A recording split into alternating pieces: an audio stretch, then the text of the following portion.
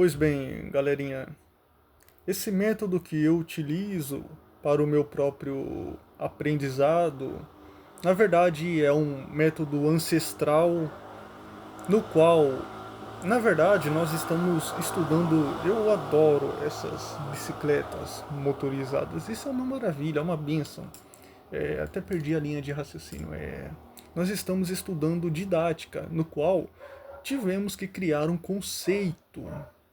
E o meu seria um método de aprendizagem que articula a explicação lógica e formal dos conceitos com uma segunda camada de compreensão, construída por metáforas, imagens literárias e analogias filosóficas, a fim de favorecer a internalização do sentido e não apenas a memorização da regra. Então eu poderia conceituar é, didática lógico-conceitual com elaboração poético-metafórica, ou eu poderia definir como aprendizagem em dois níveis, o analítico e o simbólico, ou ensino conceitual com reforço imagético, filosófico, método explicativo dual, o racional e hermenêutico. Então eu aprendo melhor quando o conteúdo é apresentado primeiro de forma lógica e depois reinterpretado simbolicamente por meio de imagens poéticas e filosóficas.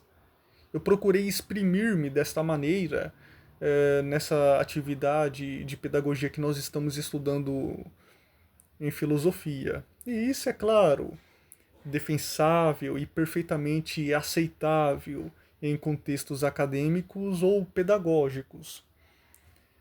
Esse modo de aprender é quando o conceito entra pela razão, mas fica pela imagem. Primeiro, a ideia se apresenta nua, exata, quase fria, como um esqueleto sobre a mesa do anatomista. Depois, a linguagem poética lhe devolve carne, respiração e gesto, tal como aquela visão de Ezequiel em relação ao vale de ossos secos. 37, se não me falha a memória. A metáfora não substitui a verdade, não, ela a hospeda. E nesse aprendizado, a lógica diz que é a poesia responde como isso vive em mim. Não se trata então de um ornamento, um estereótipo, de enfeitar o saber. Não, mas de permitir que ele crie raízes na alma, porque só aquilo que ganha forma interior não se perde com o tempo, pois caso contrário seria algo superficial e infundado, ou breve como a memorização, ou que carece de formas reiteradas, de Então, eu aprendo por um método de compreensão dual, galera. Primeiro racional, depois simbólico, poético. Veja um exemplo. Aqui eu estava com dificuldade em diferenciar a diferença de conjuntos em matemática, no qual nós estamos estudando no nosso curso de filosofia, e o complementar, a complementação.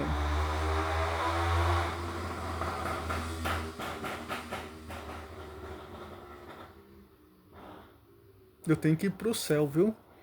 Quando morrer. Vamos lá. Primeiro eu poderia apresentar da segunda maneira lógica, mas aqui está minha verve literária. E é aqui, exatamente aqui, que eu elimino as minhas dúvidas e aprendo de fato. Ou seja, pense nos conjuntos como dois territórios. Pense nos elementos como pequenas luzes. A operação de diferença e a ideia de complementar usam o mesmo gesto, retirar elementos, mas não possuem o mesmo sentido. É como quando duas sombras têm a mesma forma, mas pertencem a corpos diferentes. Pense nos conjuntos como territórios do ser. Cada conjunto é uma terra cercada. Alguns viajantes Alguns viajantes passam por mais de uma, outros pertencem apenas a um solo, e há regiões onde dois mundos se tocam brevemente. A diferença de conjuntos é o gesto de dizer: mostra-me o que é meu, quando quando o que é nosso se retira. Quando você escreve A menos B, isto é, o conjunto A menos B, você está dizendo, né, abre aspas, retiro de mim tudo o que também vive em B e observo o que me resta, fecha aspas. O resto não é negação, é identidade. E o complementar?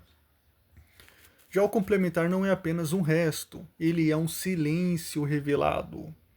Então, quando você escreve o complementar de B em relação ao A, você sabe como que funciona nessa operação. É que vai ser igual o A menos B e tal. Então, você está dizendo em linguagem quase ontológica que dentro do mundo A, quem é B deixa uma sombra. Essa sombra é o complemento. Não tem equívoco. Contemple como muda o olhar. Não é o que falta em B, é o que sobra em A depois que B passa. O complemento não completa o menor, ele desnuda o maior. Por isso a ordem importa como sentido de um verso. E aqui fica inconcluso, inconteste e irrefragável. Quem fica embaixo, em relação ao complementar, né? Temos o A e o B. Quem fica embaixo é o chão do poema. Quem fica em cima é a palavra retirada. Às vezes o chão é vasto, outras vezes é estreito. E não importa o tamanho, importa de onde você contempla, vislumbra ou olha.